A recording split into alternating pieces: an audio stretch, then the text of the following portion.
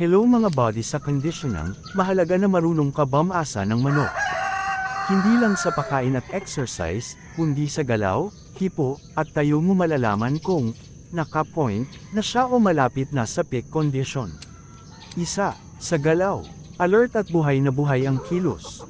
Mabilis ang reaksyon kapag may tao o ibang manok. Hindi matamlay, hindi mabigat kumilos. May angas o kumpiyansa sa paglakad. Kapag tama ang point, hindi sobra ang hyper at hindi rin lutang, sakto lang ang energy. Dalawa, sa hipo, matigas pero elastic ang muscle, lalo na sa dibdib at hita.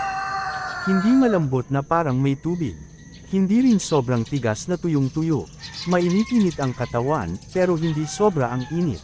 Dito mo mararamdaman kung nasa tamang hydration at kondisyon ang laman. Tatlo, sa tayo, posture, tuwid ang tindig. Mataas ang ulo at dibdib. Hindi bagsak ang balikat o pakpak. May natural na tikas kapag hinawakan at ibinaba. Ang manok na nakapoint, parang laging handa.